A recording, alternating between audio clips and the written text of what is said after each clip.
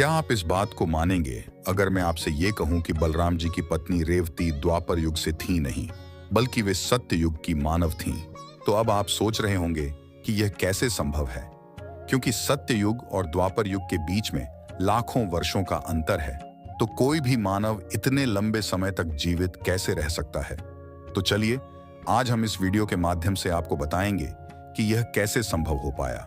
यह कथा सत्य युग में आरंभ होती है, जब रेवती के पिता महाराज कुकुदमी अपनी पुत्री की शादी करवाने के लिए एक योग्य वर ढूंढ रहे थे।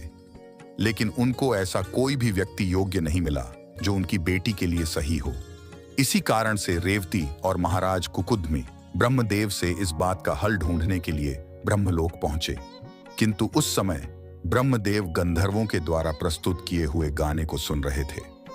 कुछ समय बाद जब यह समारोह खत्म हुआ, तब ब्रह्मदेव ने उन दोनों से वहां पधारने का कारण पूछा। तब महाराज कुकुदमी ने ब्रह्मदेव से उनके वहां आने का कारण बोला। तब ब्रह्मदेव मुस्कुराते हुए उनसे कहे कि हे महाराज कुकुदमी, जिस योग्य वर की आप बात कर रहे हैं, उनमें से कोई भी इस पृथ्वी पर अब नहीं रहे, क्योंकि ब्रह्मलोक और पृथ्वीलोक के समय में बहुत अंतर होता है।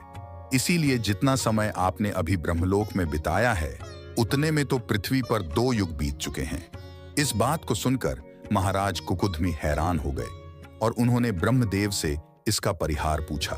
तब ब्रह्मदेव ने उन्हें कहा कि इस समय पृथ्वी पर द्वापर युग अपने अंतिम समय में है और इस वक्त पृथ्वी पर शेषनाग के अवतार बलराम जी हैं।